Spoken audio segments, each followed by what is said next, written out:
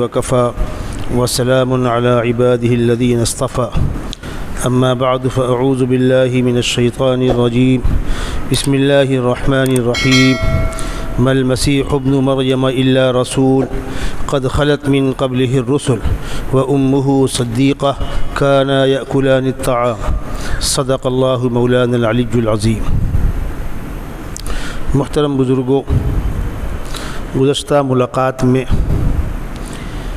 انبیاء کرام کی امتوں کے حالات پہ گفتگو چل رہی تھی، خاص طور پر اس وقت دنیا کے اندر موجود دو آسمانی مذاہب والی امتیں یہودی اور نصارہ کہ ان کے پاس کیا کتابیں محفوظ ہیں یا ان کے پاس ان کے نبیوں کی زندگی محفوظ ہے۔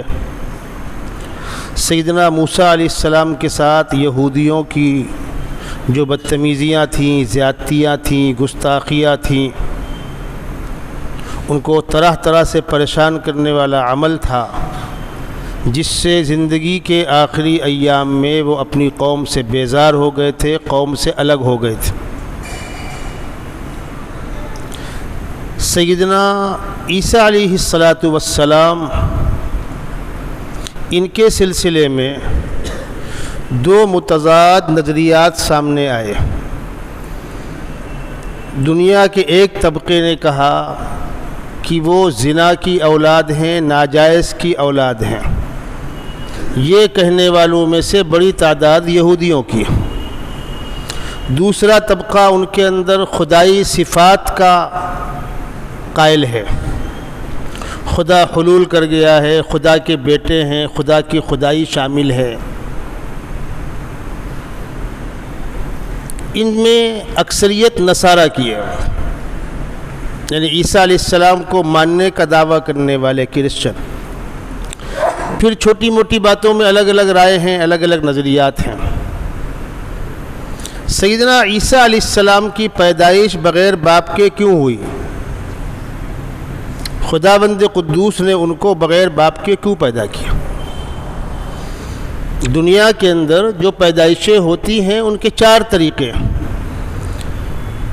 بغیر ماں باپ کے آدم علیہ السلام، بغیر ماں کے دادی حوا، وہ پیدا ہوئی آدم علیہ السلام کی بائیں پسلی سے، وہاں ماں نہیں ہے۔ تو بغیر ماں باپ کے آدم علیہ السلام، بغیر ماں کے دادی حوا، بغیر باپ کے عیسیٰ علیہ السلام، اور ماں باپ دونوں ہوں عام انسان، ہم اور آپ۔ یہ چار طریقے ہوتے ہیں انسانوں کے وجود میں آنے کے۔ تو عیسیٰ علیہ السلام بغیر باپ کے پیدا ہوئے، اس پہ اتنا ہنگامہ کیوں؟ جن لوگوں نے اس پر ہنگامہ کیا، قرآن نے ان کو جواب دیا، لیکن ان کی بدتمیزیاں جاری تھی کہ نہیں، جو بچہ بغیر باپ کا ہو وہ حرام کا ہی ہوگا۔ تو قرآن نے کہا اچھا، اگر آپ کا یہی اصول ہے تو بغیر باپ کا ہو تو حرام کا ہوگا، اور ماں باپ دونوں نہ ہو تو کیا ہوگا؟ وہ اس سے بڑا حرام کا ہوگا۔ تو تمہارے دادا آدم کیسے پیدا ہوئے تھے؟ وہاں تو نہ ماں ہے نہ باپ ہے، بولو کیا بولتے ہو ان کو؟ اور تم سب انہی کی اولاد تو ہو۔ اپنے دادا ابا کو کیا بولنا ہے، حلال کا کہ حرام کا خود طے کر لو۔ قرآن نے جواب دیا، ان مثل عیسیٰ عند اللہ کمثل آدم خلقہ من تراب۔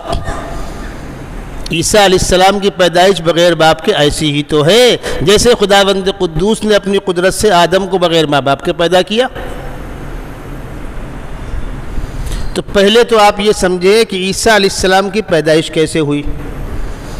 پھر قرآن مقدس میں سیدنا عیسیٰ علیہ السلام کی شان میں غلط نظریہ رکھنے والوں کا قرآن جواب دے رہا ہے۔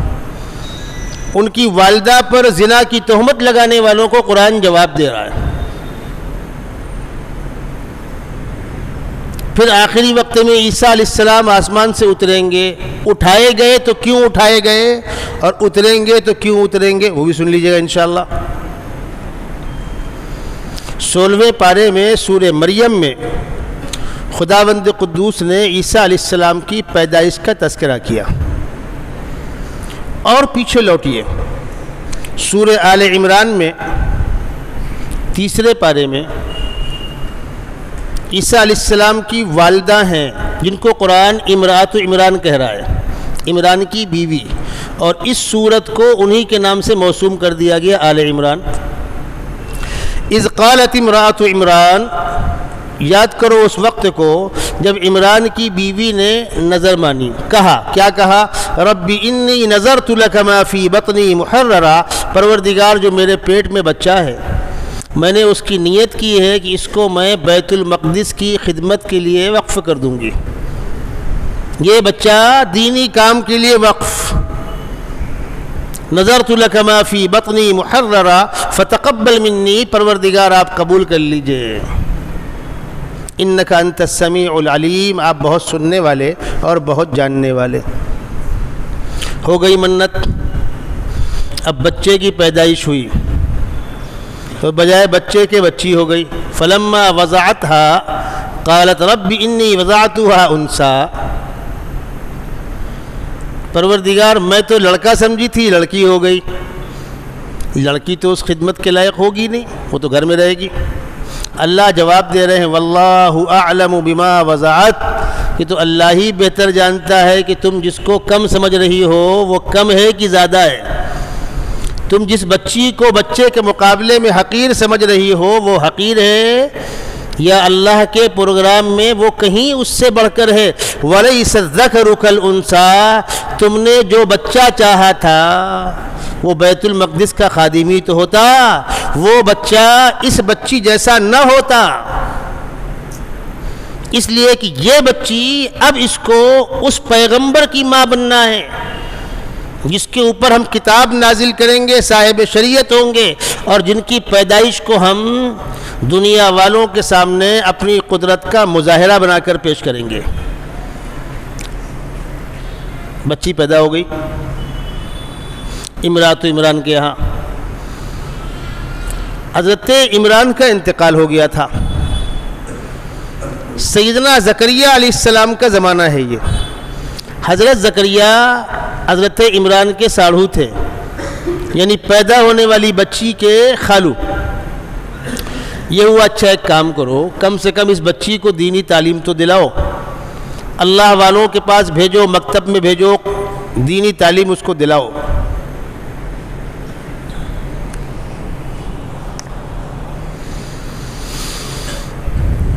اب بچی بڑی ہونہار، بڑی خوبصورت، اس لیے کہ آئندہ اس کو عیسیٰ علیہ السلام کی ماں بننا ہے۔ اس بچی کی پرورش کون کرے گا؟ خاندان کے سب لوگ کہتے ہیں ہم کریں گے، ہم کریں گے، ہم کریں گے۔ آپس میں رائے میں اختلاف ہو گیا۔ اس زمانے میں اختلاف کو ختم کرنے کا ایک طریقہ یہ تھا کہ توریت کی تختیاں، توریت کے نسخے جن قلموں سے لکھتے تھے وہ قلم بڑے محترم شمار ہوتے تھے۔ حقیقت ہے جب ہاتھ سے لکھنے کا رواج تھا تو قرآن پاک جن قلموں سے لکھے جاتے تھے ان قلموں کو بڑے احترام سے اوپر رکھتے تھے۔ وہ تو بدتمیزیاں آپ شروع ہوئی نا بھائی، جب تمام چیزیں ڈیجیٹل ہو گئیں اب بدتمیزیاں شروع ہوئیں، ورنہ لوگ بڑا احترام کرتے تھے، قرآن پاک اوپر رکھتے تھے۔ دیہاتوں میں مسجد کے آس پاس کے جو مکانات ہوتے تھے کسی کا اوٹا مسجد کے اوٹے سے اوپر نہیں ہوتا تھا، کسی کی چھت مسجد کی چھت سے اونچی نہیں ہوتی تھی۔ یہ تمام چیزیں احترام کا حصہ تھیں۔ تو بنی اسرائیل میں جن قلموں سے توریت لکھتے تھے وہ قلم بڑے محترم شمار ہوتے تھے۔ جب آپس میں کسی مسئلے میں اختلاف ہوتا تھا تو بہتے پانی میں وہ قلم ڈالتے تھے، تم بھی ڈالو، تم بھی ڈالو، تم بھی ڈالو، اور اللہ سے دعا کرو پروردگار ہم میں سے جو تیرا مقرب ہو اس کے قلم کو قبول کر کے واپس چڑھائی پہ چڑھا دے، دھارے پہ چڑھا دے۔ تو قلم الٹا دھارے پر چڑھتا تھا۔ ڈالے گئے قلم کہ پروردگار اس بچی کی کفالت کس کو ملنی چاہیے؟ تو حضرت زکریہ علیہ السلام کا قلم الٹا چلا، بجائے بہنے کے دھارے پر چڑھا۔ طے ہو گیا کہ حضرت زکریہ اسی کی کفالت کریں گے۔ حضرت زکریہ علیہ السلام کا ایک عبادت خانہ تھا جس کو قرآن نے محراب کہا ہے۔ بچی کو وہاں رکھتے کسی کام سے باہر نکلتے تو باہر کڑی لگا دیتے، چھوٹی بچی ہے کہیں نکل نہ جائے، گم نہ ہو جائے، کوئی باہر کا فالتو آدمی اندر نہ آئے۔ جب لوٹ کر آتے تو بیٹی مریم کے پاس تازے تازے پھل دکھتے، بے موسم کے پھل۔ آج تو خیر ٹھیک ہے، کولڈ اسٹور سے 6 مہینہ پرانا مال نکل آتا ہے، اس وقت جس پھل کا موسم نہ ہو پھل ملے گا؟ بھائی پھل پکا توڑ لیا گیا، کھا لیا گیا، بیچ دیا گیا، بانٹ دیا گیا، اسٹاک وسٹاک ہوتا نہیں تھا۔ بے موسم کے پھل۔ کلما دخل علیہا زکریا المحراب وجد عندها رزقا، جب حضرت زکریا لوٹ کر محراب میں آتے تو بیٹی مریم کے پاس تازے پھل پاتے۔ قال یا مریم انا لکی ھذا، بیٹی یہ کہاں سے آیا؟ وہ کہتی قالت هو من عند اللہ ان اللہ یرزق من یشاء بغیر حساب، اللہ نے بھیجا، اللہ کی قدرت سے کیا بعید ہے؟ یہ قرآن نقل کر رہا ہے۔ حضرت زکریا علیہ السلام کو اولاد نہیں تھی، بڑھاپا آ گیا تھا۔ انہوں نے دیکھا کہ اللہ کی رحمت جوش میں ہے، بے موسم کے پھل آ رہے ہیں، چلو ہم بھی بے موسم کی اولاد مانگتے ہیں۔ ہنالک دعا زکریا ربہ، اس وقت زکریا نے اپنے رب سے پھر دعا مانگی۔ کیا دعا مانگی؟ ربی حب لی من لدنک ذریۃ طیبہ انک سمیع الدعاء، پروردگار مجھے بھی اولاد دے دے۔ سورہ مریم میں اس کو اور وضاحت سے کہا گیا ہے، قال رب انی وہن العظم منی واشتعل الراس شیبا، ہڈیاں اور گوشت الگ الگ ہو گئے ہیں، جوڑ ڈھیلے ہو گئے ہیں، سر میں بڑھاپے کی سفیدی ظاہر ہو گئی ہے۔ اس زمانے میں بال کا پکنا ایک دم بڑھاپے میں ہوتا تھا، دانت کا ہلنا، بال کا پکنا، آنکھوں کا کمزور ہونا بڑھاپے میں ہوتا تھا۔ اور آج کا ڈالنے کا نوجوان کچھ مت پوچھئے، 10 سال کے بچوں کے بال پکے جا رہے، ابھی کنوارا ہے بال پک گئے۔ اس وقت بڑھاپے میں ہی بال پکتے تھے۔ وہ کہہ رہے ہیں واشتعل الراس شیبا ولم اکن بدعائک رب شقیا، پروردگار آپ کی قدرت سے کچھ بعید نہیں ہے، امید میں نے چھوڑی نہیں ہے۔ آواز آئی، قرآن کہتا ہے فنادته الملائکۃ وهو قائم یصلی فی المحراب، محراب میں نماز پڑھ رہے تھے، فرشتوں نے آواز دی۔ کیا آواز آئی؟ ان اللہ یبشرک بیحییٰ مصدقا بکلمۃ من اللہ وسیدا وحصورا ونبیا من الصالحین، زکریا آپ کی دعا قبول ہو گئی، ایک بیٹا ہوگا، اس کی یہ صفتیں ہوں گی، ایسا ہوگا ایسا ہوگا، اور ہم نے اس کا نام بھی تجویز کر دیا، اس کا نام یحییٰ ہوگا۔ حضرت زکریا نے کہا پروردگار کوئی نشانی؟ قال رب اجعل لی آیہ، کوئی نشانی بتلا دیجئے۔ قال آیتک الا تکلم الناس ثلاثۃ ایام الا رمزا، آپ کی زبان بند ہو جائے گی، آپ سمجھنا بچہ ہوگا۔ ایک دن ایسا ہوا کہ صبح صبح نکلے اپنی قوم کو نصیحت کرنے کے لیے تو زبان کام نہیں کر رہی، اشاروں سے بات کر رہے ہیں، نماز پڑھو، اللہ اللہ کرو۔ فخرج علی قومہ من المحراب، تو زبان بند ہو گئی، اشاروں سے گفتگو کر رہے ہیں۔ بہرحال اس مسئلے کو الگ کیجئے، حضرت زکریا کو بیٹا ہوا یحییٰ، اس کو الگ کیجئے۔ اب یہ بیٹی مریم بڑی ہوئی، اپنے گھر میں آ گئی، جب بچی سمجھدار ہو گئی تو عبادت خانے سے اور تعلیم گاہ سے اپنے گھر میں آ گئی، عام زندگی گزارنے لگی۔ ایک دن اپنے گھر کے پوربی حصے میں، قرآن کہتا ہے اذ انتبذت من اہلہا مکانا شرقیا، گھر کے مشرقی حصے میں نہانے کے لیے پردہ لگایا۔ اس زمانے میں مکان بڑے بڑے ہوتے تھے، آج بھی آپ دیکھتے دیہاتوں میں رہنے کمرہ یہاں، بیت الخلاء وہاں، نہانے کا وہاں، بیٹھنے کا وہاں، جگہ افراد تھی، تو کھلے کھلے علاقوں میں پردہ وردہ لگا کر نہانے کا انتظام کرتے تھے۔ پردہ لگا کر نہانے گئیں، فاتخذت من دونہم حجابا، پردہ لگا لیا، ابھی نہانے کی تیاری کر رہی تھی کہ ایک شخص انسان کی شکل میں سامنے آ گیا، وہ تھا فرشتہ۔ آپ دیکھ کر گھبرائیں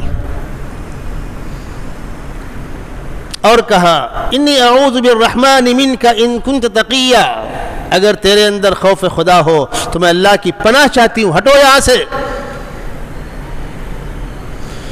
اس نے کہا ڈرو مت۔ فاتخذت من دونهم حجابا فارسلنا الیہا روحنا فتمثل لها بشرا سویا، ایک صحت مند انسان کی شکل میں فرشتہ سامنے آ گیا۔ قالت انی اعوذ بالرحمن منک ان کنت تقیا، قال انما انا رسول ربک۔ ڈرو مت، میں انسان نہیں ہوں، فرشتہ ہوں، اور فرشتے کے اندر وہ تقاضے نہیں ہیں، وہ شہوانی تقاضے نہیں ہیں جو انسانوں کے اندر ہوتے ہیں، اسی لیے فرشتوں کو پردے کا حکم نہیں ہے، پردے کا حکم انسان کو ہے۔ ڈرو مت۔ تو پوچھا کیوں آئے ہو؟ ٹھیک ہے فرشتے ہو، کیوں آئے ہو؟ لِأَهَبَ لَكِ غُلَامًا زَكِيًّا، مجھے اللہ نے حکم دیا ہے کہ پھونک مار کے جاؤں گا، بچہ ہوگا۔ تو نے کہا مجھ کو بچہ؟ قالت انا یکون لی غلام ولم یمسسنی بشر ولم اکو بغیا، میری شادی نہیں ہوئی، کسی انسان سے میرا کوئی تعلق نہیں ہے، میں کوئی آوارہ فاحشہ عورت نہیں ہوں، بچہ کیسے ہوگا؟ اب تک تو میرا کسی مرد سے کوئی تعلق ہی نہیں ہوا ہے۔ فرشتے نے کہا قال کذالک، ہوگا تو ایسا ہی۔ قال ربک هو علی ہین، اور اللہ نے کہا ہے کہ ہمارے لیے کوئی مشکل نہیں، یہاں تو کم سے کم ماں موجود ہے، حضرت آدم کے یہاں تو ماں باپ دونوں نہیں تھے، وہاں بھی کوئی دقت نہیں تھی، ہمارے لیے کیا مشکل ہے؟ دنیا میں عام طور پہ ہوتا ایسا ہے کہ مرد و عورت کے ملاپ سے بچہ پیدا ہوتا ہے، لیکن اللہ اس کا محتاج تو نہیں ہے۔ مرد و عورت کے ملاپ سے بچہ پیدا ہوتا ہے، اور بچے کی پیدائش میں دونوں کا پانی شامل ہوتا ہے۔ یہ ایک نازک مسئلہ ہے، لیکن قرآن نے اس کی طرف صاف اشارہ کیا۔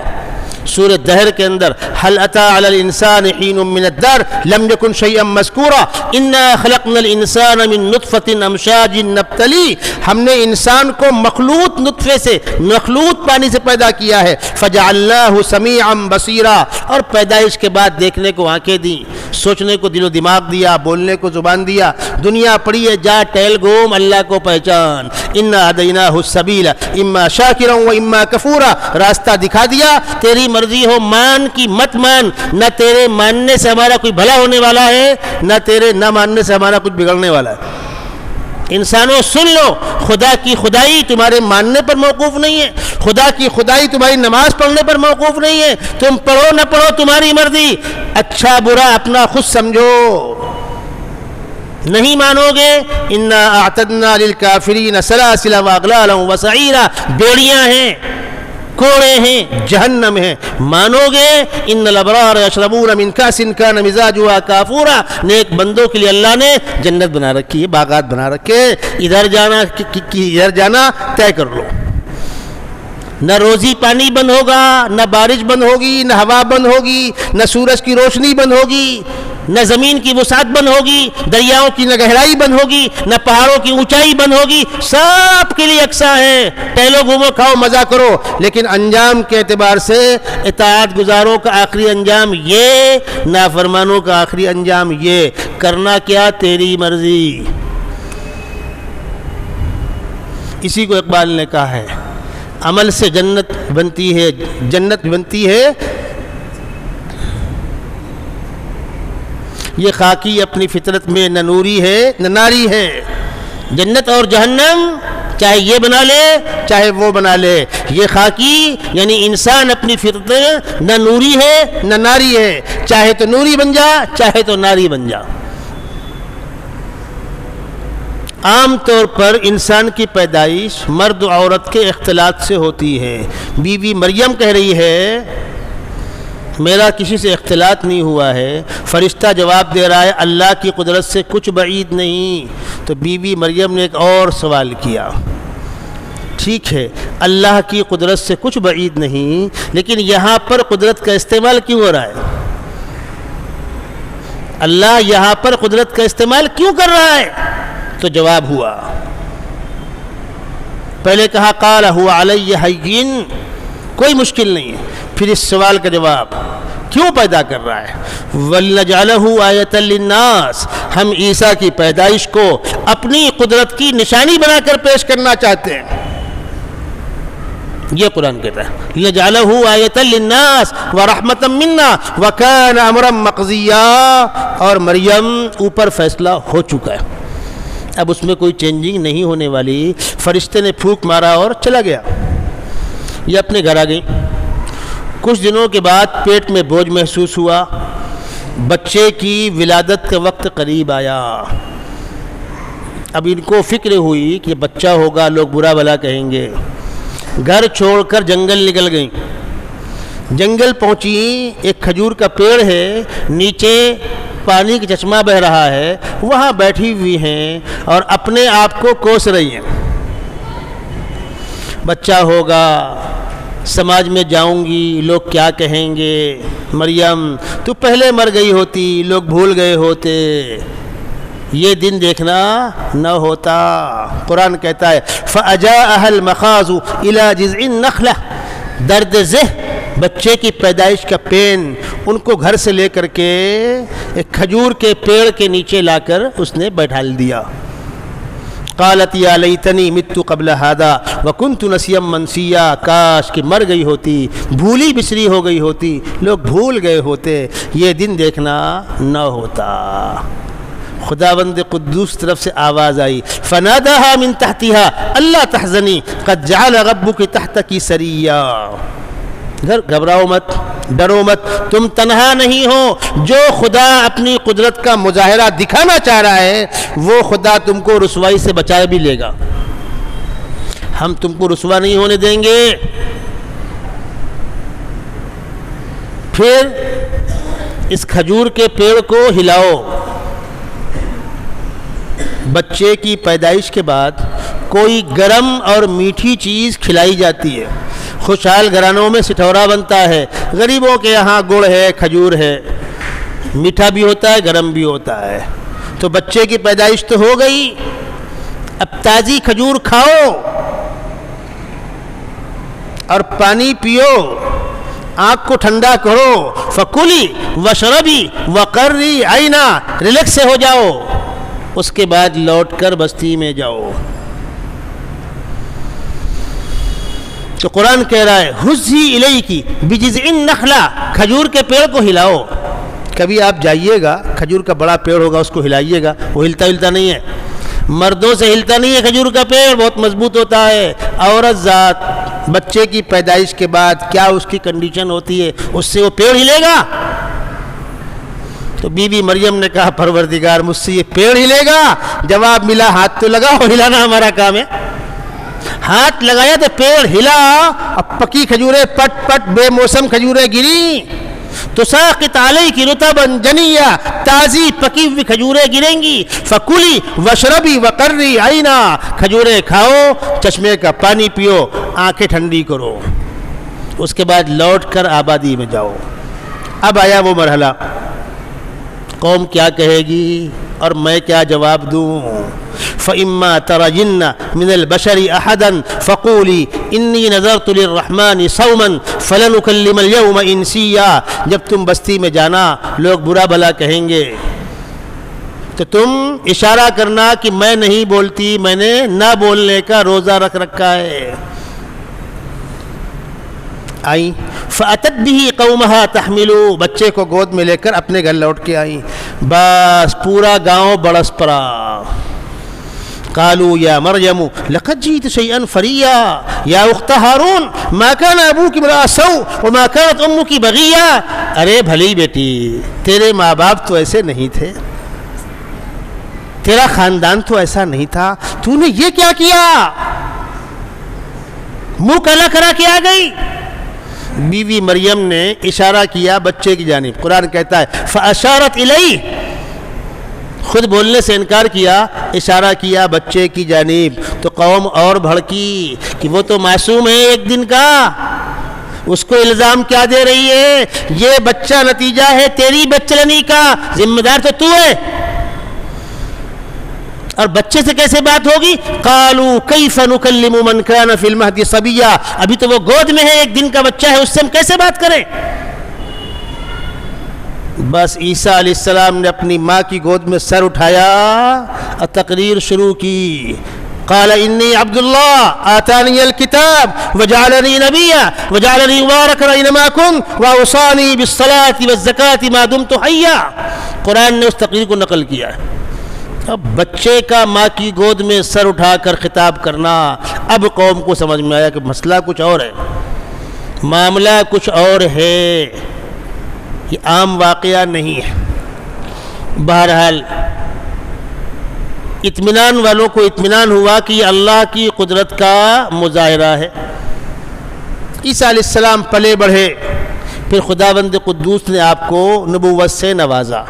یہ واقعہ حلال کا ہے کہ حرام کا ہے وقتی بات تھی، چو چو ہوا ختم ہو گیا. چونکہ بچے کا بچپن میں بولنا اور پھر بچہ ہونہار ہے یہ الگ کوئی واقعہ ہے، لوگ خاموش ہو گئے. جب خداوند قدوس نے عیسیٰ علیہ السلام کو نبوت سے سرفراز فرمایا، دیکھیے بھائی جولی والے آپ کے سامنے سے گزر رہے ہیں، میں نے دیکھا بورڈ میں 9,000 کچھ روپے چندہ ہے جمعہ کا. اتنا بڑا مجمع ہے، عام طور پر اتنی بڑی مسجد میں 20-25 ہزار روپے آنا چاہیے. تھوڑا سا مسجد کا خیال رکھا کیجئے، مسجد کے مستقل خرچے ہیں، کوشش یہ ہوتی ہے کہ مسجد پہ قرضہ نہ ہو. الحمدللہ کام چلتا رہتا ہے، لیکن آپ کا تعاون جاری رہنا چاہیے. اپنے جیب میں ہاتھ ڈال کر پیسے نکال کے رکھیے، جولی والے سامنے آئیں، ڈالیے. آپ کے محلے کی مسجد ہے، انشاءاللہ آپ کا ایک ایک پیسہ صحیح استعمال میں آئے گا. ایک بار درود شریف پڑھ لیجیے. جب عیسیٰ علیہ السلام کو خداوند قدوس نے نبوت سے سرفراز فرمایا، تمام انبیاء کرام کی مخالفتیں ہوتی تھیں، آپ کی بھی ہوئیں. اب مخالفت کرنے والوں نے مخالفت شروع کی، معجزات کا مطالبہ کیا، جیسا پہلے بتلا کر آیا ہوں. کچھ لوگ کہتے تھے بھائی تم نبی ہو، کوئی ثبوت. اور یہ بات بھی آپ کے ذہن میں رہے کہ جس زمانے میں لوگوں کو جس چیز پر ناز ہوتا تھا، جس میں اپنے آپ کو ایکسپرٹ سمجھتے تھے، ماہر سمجھتے تھے، خداوند قدوس اس قوم کے سامنے نبی کو اسی لائن کا معجزہ دیتے تھے. عیسیٰ علیہ السلام جس زمانے میں ہیں دنیا میں، اس زمانے میں فن طب حکیمی بہت عروج پر تھی. دنیا میں سب سے زیادہ ترقی یافتہ فن طب اسی زمانے کا ہے. لیکن اگر کوئی بچہ ماں کے پیٹ سے اندھا پیدا ہوا یا ماں کے پیٹ سے کوڑھی پیدا ہوا، اس بچے کا علاج وہ اطباء بھی نہیں کر پاتے تھے. خداوند قدوس نے عیسیٰ علیہ السلام کو وہ معجزہ دیا. کیا؟ وَأُبْرِئُ الْأَكْمَحَ وَالْأَبْرَصَ وَأُحْيِي الْمَوْتَى بِإِذْنِ اللَّهِ. مادرزاد اندھے کو، مادرزاد کوڑھی کو میں اچھا کرتا ہوں. اور عیسیٰ علیہ السلام قبر پر کھڑے ہو کر کہتے مردے سے قم بِإِذْنِ اللَّهِ، تو مردہ کھڑا ہو جاتا تھا. عیسیٰ علیہ السلام کو خداوند قدوس نے اس قسم کے بہت سے معجزات دے رکھے تھے. انہوں نے اپنا کام شروع کیا، مخالفین نے مخالفت شروع کی. اور عیسیٰ علیہ السلام کی مخالفت میں بہت آگے پیش یہودی تھے. یہودی چونکہ سازشی قوم ہے، دیگر انبیاء کرام کو بھی حیران کرتی تھی، اور بہت سے انبیاء کرام کے قتل کی ذمہ دار ہے یہودی قوم. اور انہوں نے عیسیٰ علیہ السلام کو بھی قتل ہی کرنا چاہا تھا. جس علاقے میں عیسیٰ علیہ السلام ہے، فلسطین کا علاقہ، یہ علاقہ رومی حکومت کے انڈر میں تھا. وہاں جا کر مقدمہ قائم کیا کہ یہ جو باتیں کہتے ہیں اس سے آپس میں جھگڑا ہو رہا ہے، واتاورن خراب ہو رہا ہے، نقض امن ہو رہا ہے، وغیرہ وغیرہ. اس لیے ان کو فوراً پھانسی دے دی جائے. ملی بھگت سے عیسیٰ علیہ السلام کے خلاف پھانسی کا فیصلہ بھی کروا لیا. یہ فیصلہ ہوا ہے جمعہ کے دن. نظام وہاں کا یہودیوں کے ہاتھ میں ہے. یہودیوں کے ہاں سنیچر کا دن چھٹی کا دن ہے، یوم السبت چھٹی کا دن. اسی لیے جن جن جگہوں پر یہودیوں کا ہولڈ ہے وہاں چھٹی سنیچر کو ضرور ہوتی ہے. ہندوستان جیسے ملک میں سیٹرڈے سنڈے 2 دن کر دیتے ہیں، اور جہاں ان کا اپنا ہولڈ ہے وہاں خالی چھٹی سیٹرڈے کو ہوتی ہے، سنڈے کو نہیں ہوتی ہے. اب یہاں سنڈے کمپلسری ہے، اس کو ختم نہیں کرتے، کیا کرتے ہیں؟ سنیچر اور اتوار، یہ انہی کی تہذیب ہے، تاکہ ان کا مذہبی دن چھٹی رہے۔ ہمارے لیے ہفتے کا محترم دن جمعہ، یہودیوں کے لیے سنیچر، عیسائیوں کے لیے اتوار۔ جمعہ کے دن دوسرے وقت تقریباً 3-4 بجے پھانسی کا فیصلہ ہوا۔ عدالت شہر میں ہے، پھانسی گھر شہر کے باہر ہے۔ اس زمانے میں اس قسم کی تمام چیزیں باہر ہوتی تھیں۔ آج سے 50-60 سال پیچھے آپ لوٹ جائیں تو قبرستان باہر، شمشان گھاٹ باہر، عیدگاہ باہر، سب باہر ہوتا تھا۔ اسی لیے فقہا نے اس وقت کے حالات کا اعتبار کر کے مسائل بھی الگ لکھے۔ ایک آدمی عید کی نماز پڑھنے گیا، عیدگاہ شہر کے باہر ہے، وہاں نہ پانی ہوگا نہ وضو خانہ ہوگا، اپنے اپنے گھروں سے وضو کر کے جا رہے ہوں گے۔ اب جماعت کھڑی ہے اور اس کا وضو گیا ٹوٹ، اب وہ 2 میل چل کے شہر میں آئے گا، وضو کرے گا، لوٹ کے جائے گا، امام صاحب نماز پڑھا کر خطبہ دے کر معانقہ کر کے مسافہ کر کے نکل چکے ہوں گے، اس کو جماعت تو ملے گی نہیں اور عید کی نماز کی قضا بھی نہیں، تو غریب کرے کیا؟ تو کتابوں میں لکھا ہوا ہے فوراً تیمم کر کے جماعت میں شامل ہو جا۔ اس کو تیمم کی اجازت کیوں دی گئی؟ وہاں پانی نہیں ہے اور عید کی نماز کی قضا نہیں ہے۔ اس کے مقابلے میں جمعہ کی نماز باہر ہو رہی ہے شہر کنارے میں اور وضو ٹوٹ گیا تو آ کر وضو کر کے جا۔ کیوں؟ جمعہ کی نماز جائے گی ظہر پڑھ لینا، عید کی نماز جائے گی قضا نہیں ہے۔ کتابوں کے اندر مسئلہ لکھا، اس لیے وضاحت کر رہا ہوں۔ جنازے کی نماز شہر کے باہر ہو رہی ہے اور آپ ولی نہیں ہیں، 2 الگ الگ کوالٹی ہے۔ جنازے کا وہ قریبی رشتہ دار جو جنازہ رکوا سکتا ہے اور جس کے لیے انتظار کیا جائے گا اور جس کی اجازت کے بغیر نماز نہیں پڑھائی جائے گی۔ باپ کی جگہ پر بیٹا، بیٹے کی جگہ پر باپ، بیٹا مرا ہے تو باپ ولی ہے، باپ مرا ہے تو بیٹا مری ہے، بھائی مرا ہے تو بھائی ولی ہے، تفصیلات ہیں اس کی۔ جنازے کی نماز ہو رہی ہے، جس کا وضو ٹوٹا وہ ولی نہیں ہے، وہ جنازہ رکوا نہیں سکتا ہے اور لوٹ کر شہر میں آئے گا، وضو کر کے جائے گا، جنازے کی نماز ختم ہو چکی ہوگی اور ایک بار پڑھ لی گئی اور آپ ولی نہیں ہو تو قضا کی اجازت نہیں ہے۔ دوبارہ پڑھنے کا پاور ولی کو ہے۔ میں آپ کو ایک واقعہ سناؤں۔ اعظم گڑھ کی ایک فیملی، ان کا بچہ سعودی میں رہتا تھا، نوجوان بچہ انتقال ہو گیا۔ بعض لوگ کہتے ہیں بھائی اب جو ہوا وہیں تدفین کرا دو، بعض لوگ کہتے ہیں بچے کو ہم لائیں گے۔ اب جب آپ نے کہا کہ ہم لائیں گے تو آپ اس کے رشتہ دار ہیں، بلڈ ریلیشن آپ کو پروف کرنا ہوگا، پروف بنے گا، وزارت خارجہ میں جائے گا، ویریفائی ہوگا، وہاں سے سعودی حکومت میں جائے گا، حکومت ویریفائی کرے گی، پھر آرڈر ہوگا کہ ہاں لاش لے جا سکتے ہیں، فلانے کے حوالے کی جائے۔ اس میں کبھی 20 دن 25 دن مہینے بھر لگتا ہے، رول ہے۔ تقریباً 1 مہینے کے بعد بچے کی لاش ہندوستان اتری بمبئی، اور بمبئی سے بنارس اور بنارس سے اعظم گڑھ۔ اب نوجوان بچے کی لاش تھی، بڑا مجمع وہاں جمع تھا، رات کا وقت ہے، صبح کے جنازے کا بورڈ لگا دیا گیا۔ اب وہاں ایک مولوی صاحب نے کہا کہ بھائی یہ جنازہ کیسے ہوگا؟ درست نہیں ہے۔ درست کیوں نہیں ہے وہ سن لیجئے آپ۔ ان کا اصول ہے عرب ممالک کا، اگر کسی کا جنازہ منتقل کرنا ہے وہ نہلا دھلا کر، کفن پہنا کر، ان کا اسٹاف جنازے کی نماز پڑھ کر تب حوالے کرتا ہے۔ نہ جانے کہاں جا رہا ہو، نظم ہو نہ ہو، تو اپنے طور پر اس کو غسل دے کر، کفن دفن کر کے نماز جنازہ پڑھ کے روانہ کرتے۔ تو مولوی صاحب نے کہا کہ اس پر جنازہ وہاں پڑھی جا چکی ہے، اب ڈبل کیسے؟ اب اتنا بڑا مجمع جمع ہے، نوجوان بچے کی لاش آ رہی ہے، 10 ہزار کا مجمع ہے اور جنازہ ہی نہ ہو پائے، بیچارے پریشان۔ رات میں تقریباً 2:30 سے 3 بجے میرے فون پر بیل بجی۔ السلام علیکم۔ وعلیکم السلام۔ مولانا صاحب معاف کیجیے گا، بہت نازک مسئلہ اس لیے آپ کو حیران کیا، فرمائیے۔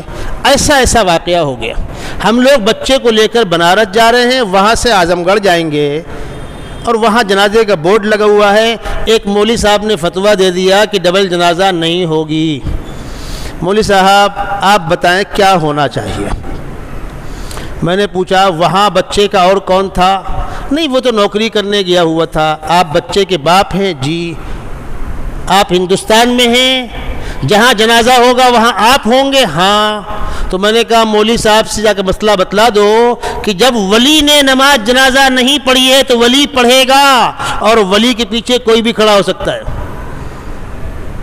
اس کے بعد اگر مولوی صاحب وہی بات کہیں تو میری بات کرا دینا.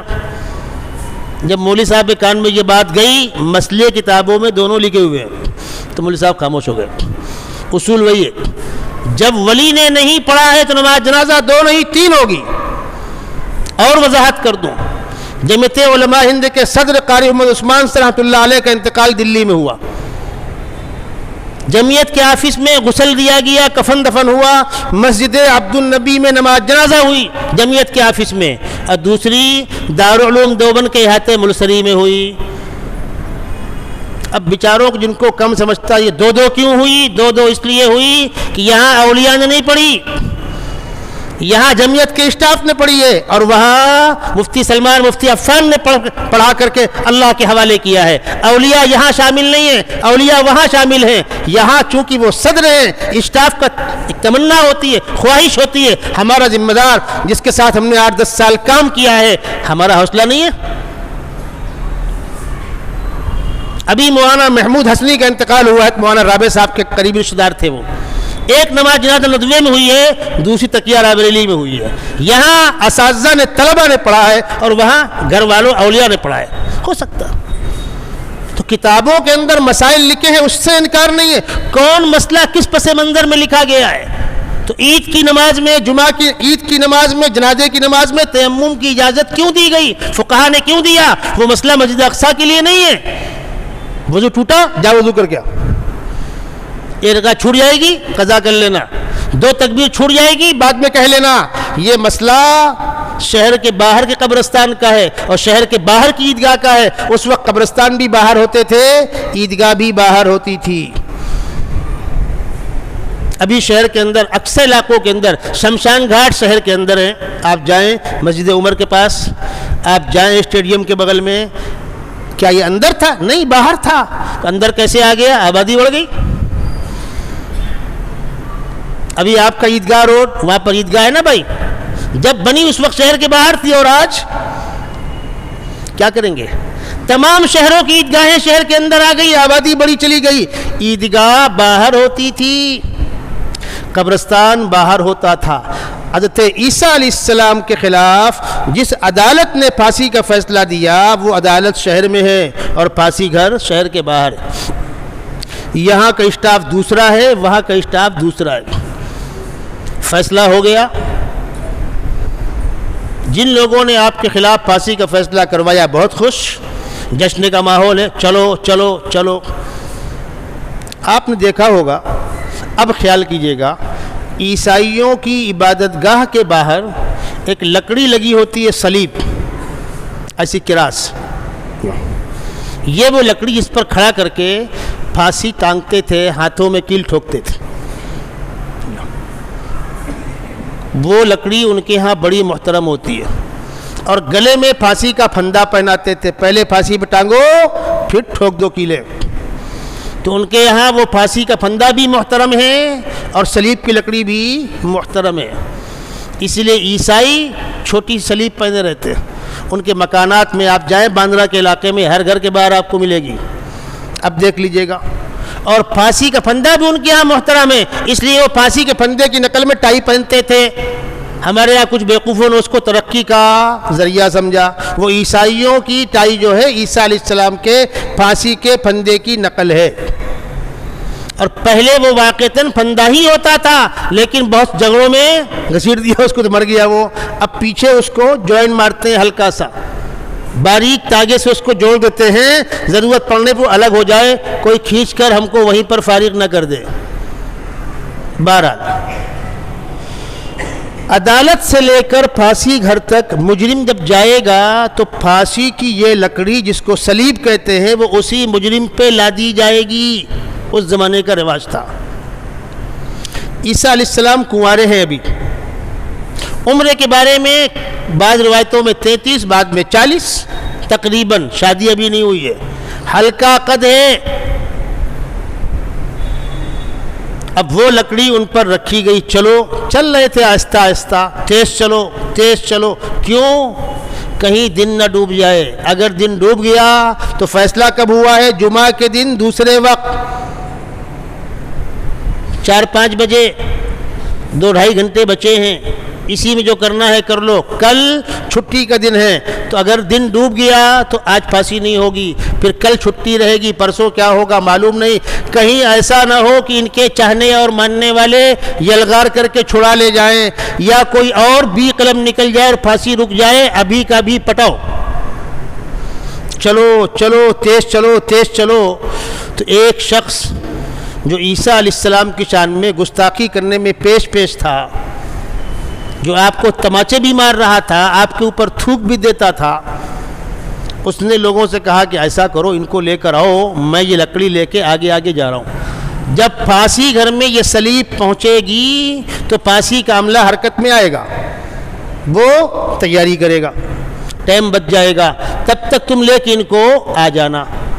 یہ آگے گیا، مجمع پیچھے. اس نے ان لوگوں کو لکڑی حوالے کی، ان لوگوں نے صلیب لکڑی لی، پندہ بنایا، اور انہی حضرت کو اٹھا کر کے اب یہ چلایا کہہ رہے میں نہیں ہوں. یہ اسٹاف دوسرا ہے، وہ اسٹاف دوسرا ہے. ان کو کیا معلوم کمبخت یہ نہیں کہ اور کوئی ہے. دستور یہ ہے کہ جو پھانسی کی لکڑی لے کر آئے گا صلیب ٹنگنا اسی کو ہے. ان لوگوں نے اس کی ایک سنی نہیں، ٹنگ دیا، جھنڈا لہرا دیا، جو اس زمانے کا رواج رہا ہوگا، پڑاکا پھوڑ دیا گیا، جشن منانے لگے لوگ، پھانسی ہو گئی. اب جب جشن منا کر فارغ ہوئے تو یہ ہوا کہ وہ ہمارا چودھری کہاں گیا جو آگے آیا تھا. جا کر پوچھا ان لوگوں سے، پاسی گھر والوں سے، کہ بھائی وہ ہمارا آدمی جو لکڑی لے کر آیا تھا وہ ہے کدھر؟ کہا وہ ٹنگا ہے. تم نے کس کو ٹانگا؟ جو لکڑی ہے اس کو ٹانگا. ارے وہ نہیں تھا بھائی. پھر کون تھا؟ ارے یہ کیا ہوا؟ ادھر خداوند قدوس نے عیسیٰ علیہ السلام کو فرشتے کو بھیج کر آسمان پہ اٹھا لیا. اب اگر یہ آدمی ہمارا ہے تو عیسیٰ کہاں ہے؟ نہیں، وہ تو عیسیٰ ہے تو ہمارا آدمی کہاں ہے؟ ایک آدمی کم ہو گیا نا بھائی. پھانسی تو دے دی، کس کو دی؟ عیسیٰ کو، کہ اپنے آدمی کو منہ دکھانے کے لائق نہیں دنیا کے سامنے. عیسائیوں کو صرف اتنی بات سے انٹرسٹ ہے کہ عیسیٰ علیہ السلام امت کے گناہوں کفارہ بن کر کے پھانسی پر ٹنگے، اپنے ماننے والوں کے گناہوں کفارہ وہ بن گئے. ان کو اس سے بحث نہیں کہ عیسیٰ علیہ السلام ہے کدھر. جس کو ٹانگا وہ عیسیٰ تھے یا کوئی اور تھا. عیسیٰ علیہ السلام دنیا میں نہیں رہے، پھانسی ہو گئی. لیکن وہ کمبخت یہودی جنہوں نے پھانسی کا سارا کھیل کھیلا تھا وہ منہ دکھانے کے لائق نہیں. ٹانگا کس کو؟ اپنے آدمی کو، عیسیٰ علیہ السلام کو. اور جب تک قرآن نے اس گتھی کو کھولا نہیں تھا دنیا اندھیرے میں تھی کہ ہوا کیا. اس کو قرآن نے کہا ہے وما قتلوہ وما صلبوہ ولکن شبیہ لہم. نہ قتل کرنے میں کامیاب ہوئے، نہ سولی پر چڑھانے میں کامیاب ہوئے. گتھی الجھ کے رہ گئی کہ ٹانگا کس کو؟ اپنے آدمی کو کہ عیسیٰ علیہ السلام کو. پھر قرآن نے کہا ہے وما قتلوہ یقینا بل رفعہ اللہ الیہ وکان اللہ عزیزا حکیما. وہ قتل کرنے میں کامیاب نہیں ہوئے، خداوند قدوس نے فرشتے کو بھیج کر ان کو زندہ آسمان پہ اٹھا لیا. وہ اللہ کے پاس مہمان ہے دوسرے آسمان میں، اور قرب قیامت پھر اتریں گے. اس وقت کیوں اٹھایا تھا؟ ان ظالموں کے ظلم سے حفاظت کے لیے. اور بھی ذرائع ہو سکتے تھے. کیوں اٹھایا تھا؟ اس بات کو سنیے غور سے.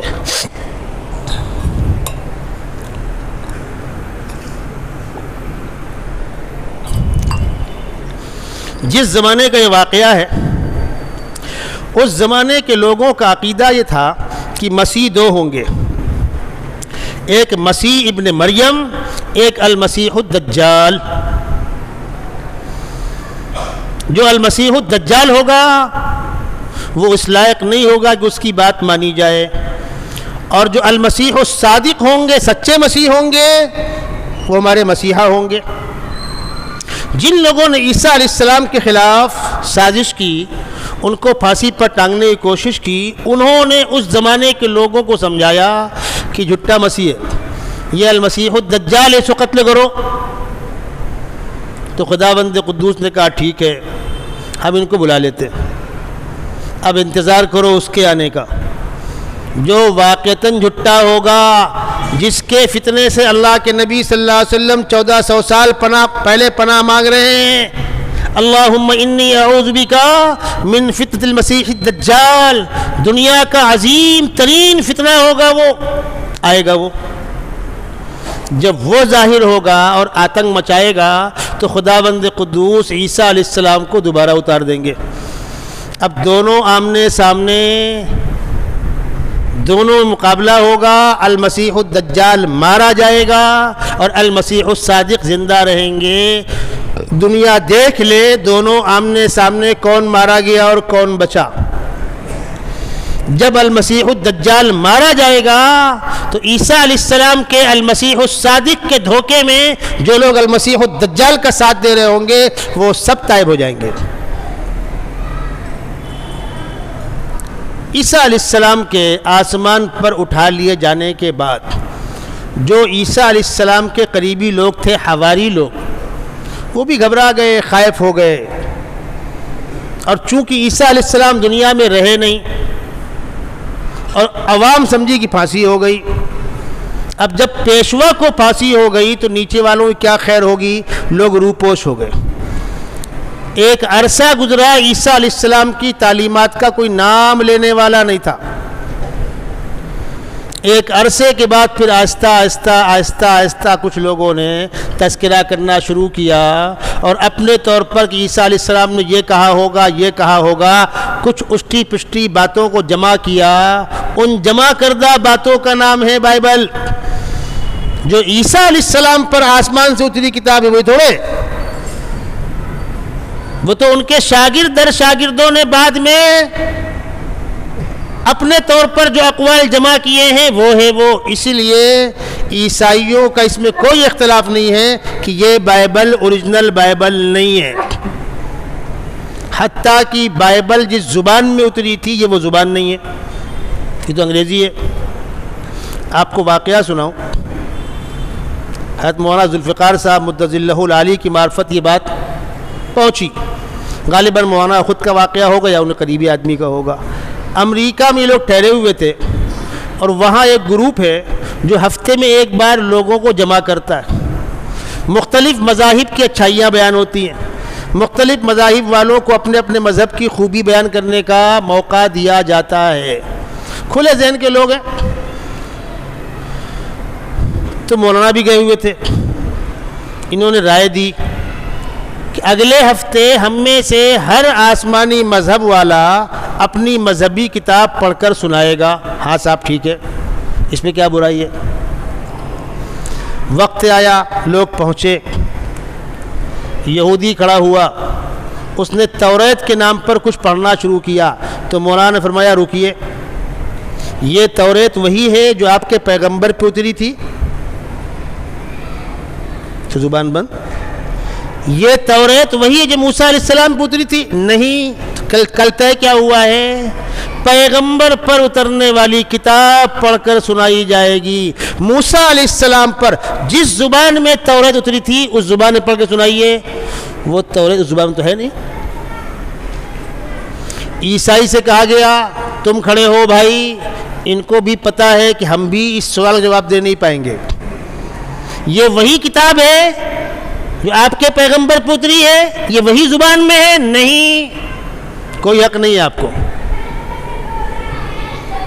پیغمبر کے اوپر مذہبی کتاب جس زبان میں اتری ہے وہ کتاب پڑھ کے سناؤ. وہ کتاب قرآن کے علاوہ کوئی کتاب نہیں. اس مسئلے کو وہی بند کر دیا ان لوگوں نے، چرچے میں نہیں لائے. یہ شرف صرف قرآن کو حاصل ہے. امتوں نے کتابوں کے اندر جو چھیڑ چھاڑ کیا وہ تو کیا ہی کیا ہے. کتابیں ان زبانوں میں نہیں ہیں جن زبانوں میں اتری ہیں. اور قرآن مقدس کا یہ کمال ہے کہ آج بھی قرآن جس زبان میں اترا ہے وہ زبان دنیا کے 10 ملکوں میں بولی جاتی ہے. گفتگو کی زبان ہے. جس طریقے سے کسی زبان کو اگر آپ روزی روزگار کے ساتھ جوڑ دیں تو وہ زبان زندہ رہتی ہے، ورنہ زبانیں زندہ نہیں رہا کرتی۔ اس ملک میں اردو زبان کو سرکاری سہولتیں مراعات دی جائیں، اردو اکیڈمی کے نام پہ، اس کے نام پہ، اس کے نام پہ، کیوں کوشش کی جاتی ہے؟ جب زبان سرکاری سسٹم سے جڑے گی، سرکاری آفسوں میں اردو زبان میں تحریریں لی جائیں گی تو اردو کے ترجمان بیٹھیں گے، اس کی گران ہوگی، اس کا فنڈ ہوگا، اس سے لوگ جڑیں گے، زبان زندہ رہے گی۔ عربی زبان مختلف ملکوں کی سرکاری زبان ہے، جب سرکاری زبان ہے زبان زندہ رہے گی۔ اور الحمدللہ ہمارے ہندوستان کے مدارس اسلامیہ میں جو کورس پڑھاتے ہیں، سلیبس، وہ عربی میڈیم میں ہے، وہ عربی زبان میں ہے، اور جو علماء عربی زبان پر توجہ دیتے ہیں وہ عربی زبان بول بھی سکتے ہیں، لکھ بھی سکتے ہیں، سمجھ بھی سکتے ہیں۔ ہمارا پورا کورس ہے 8 سالہ 9 سالہ عربی زبان میں۔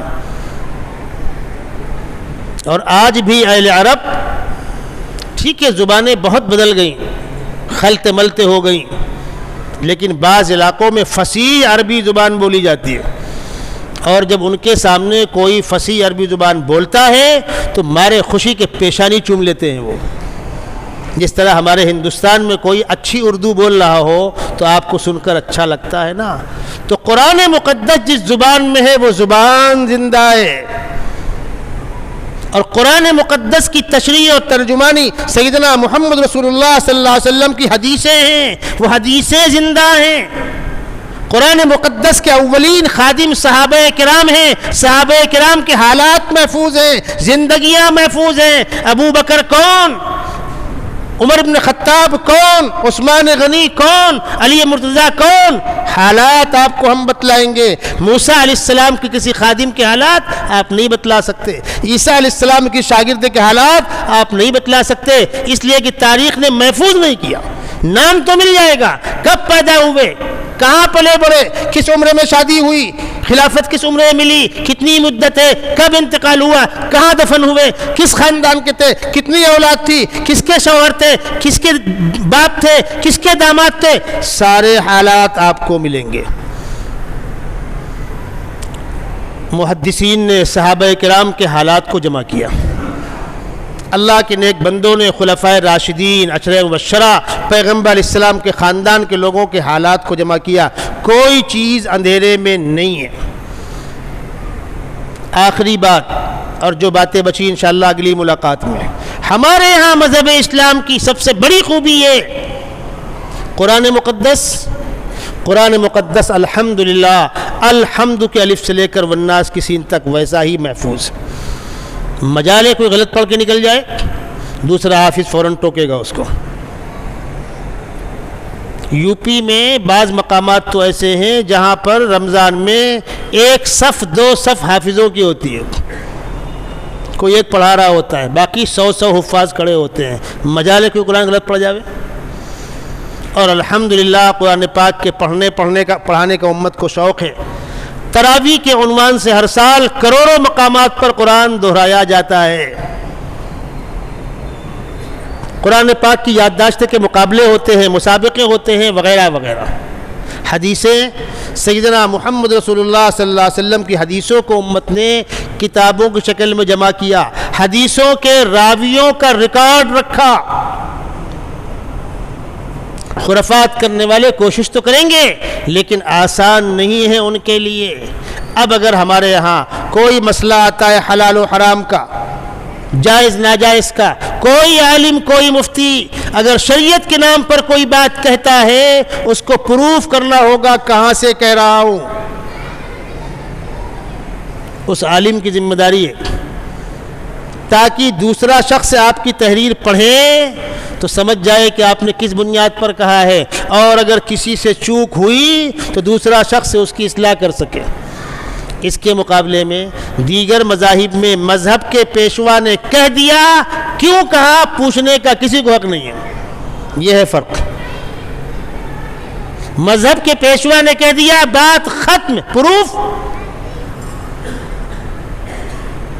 اور کہیں کہیں تو ایسا ہوگا کہ پتہ ہے کہ 100% بوگس، ہماری آستھا کا سوال ہے، جاؤ بھائی، غلط، اسلام قبول نہیں کرتا اس کو۔ اس کا فائدہ یہ ہے کہ 1400 سال گزر گئے، الحمدللہ قرآن بھی محفوظ، حدیثیں بھی محفوظ، پیغمبر علیہ السلام کی زندگی محفوظ، پیغمبر علیہ السلام کے ازواج مطہرات، آپ کے اہل بیت کی زندگیاں محفوظ۔ لکھنے والوں نے الگ الگ شخصیات پر قلم اٹھایا ہے، تفصیل سے لکھا ہے، تفصیل سے لکھا ہے۔ پچھلے کسی نبی کی امت کے حالات محفوظ نہیں، کسی نبی کے خادموں کے حالات محفوظ نہیں، کسی نبی کے گھر والوں کے حالات محفوظ نہیں، نہ کتاب کا ٹھکانہ، نہ کتاب کی تشریح کا ٹھکانہ، نہ پیغمبر کی پرائیویٹ زندگی کا ٹھکانہ۔ اس عنوان پر کچھ باتیں آپ نقل کرتے رہیے، کچھ لوگ مانتے ہیں، مانیں، لیکن جب آمنے سامنے تقابل ہوگا تو فسوف تری اذا انکشف الغبار افرس تحت رجلک ام حمار، جب آندھی طوفان چھٹے گا تو کون گھوڑے پر بیٹھا ہے کون گدھے پر بیٹھا ہے صاف سمجھ میں آئے گا۔ ایک عیسائی نے مسلمان سے پوچھا، ہم لوگ اپنے مذہب کے پرچار کے لیے کروڑوں ڈالر خرچ کرتے ہیں، اور آپ لوگ خاص طور پر ہمارے جماعت کے ساتھی، کیا ہے ان کے پاس؟ جولا ہے، بستر ہے، چلے جا رہے ہیں بھائی، اپنا کام کر رہے ہیں۔ زمانہ بتلا رہا ہے کہ دنیا کے اندر سب سے تیز پھیلنے والا مذہب مذہب اسلام ہے آج بھی۔ وہ کہہ رہا ہے بھی آپ نہ پیسہ خرچہ کرتے ہو، نہ آپ کے پاس سہولتیں ہیں، وجہ تو اللہ اپنے بندوں سے کبھی کام کی باتیں کہلوا دیتا ہے۔ مسلمان نے جواب دیا، جنرل اسٹور پر، دکان پر 10 سال کا بچہ، 5 سال کا بچہ 50 کا نوٹ لے کر گیا اوریجنل، اور دکاندار کو دکھا رہا ہے اور اشارہ کر رہا ہے۔ دکاندار پوچھتا ہے بیٹا یہ نہیں، یہ ٹافی کون سی دوں، کمپٹ کون سا دوں، سامان کون سا دوں؟ بچے کو وہ سامان دے کر باقی پیسے اس کو پلٹا دیتا ہے۔ اور ایک سمجھدار آدمی پڑھا لکھا اچھا خاصا 25-30 سال کا، وہ ڈپلیکیٹ نوٹ لے کر جاتا ہے، دکاندار سے کہتا ہے مجھ کو ٹافی کمپٹ دے دو، دکاندار نوٹ پکڑتا نہیں، بھائی دے دو بھائی، بڑی مہربانی ہوگی آپ کی، نوٹ پکڑتا نہیں ہے۔ بچے کا نوٹ بچے کا ہاتھ نہیں پہنچ رہا، آگے بڑھ کر لیا اور پوچھ کر یہ دوں کہ وہ دوں، سامان دیا، اور حضرت سمجھا رہے ہیں، وہ سننے کو تیار نہیں۔ کیوں؟ بچے کے ہاتھ میں جو نوٹ تھا وہ اوریجنل تھا، بڑے کے ہاتھ میں نوٹ ڈپلیکیٹ تھا، کوئی سنے گا؟ ہم جس ایمان کی، جس قرآن کی، جس مذہب کی بات کر رہے ہیں، ہم پھٹیچر ہیں، ہم چھوٹے ہیں، ہمارا ہاتھ نہیں پہنچ رہا، کتاب اوریجنل ہے، اور تم تمام تماشوں کے ساتھ جس کو پیش کر رہے ہو وہ کتاب محرف ہے۔ یہ ہے فرق۔ ڈپلیکیٹ نوٹ پکڑنا کوئی پسند نہیں کرے گا، اوریجنل نوٹ چاہیے۔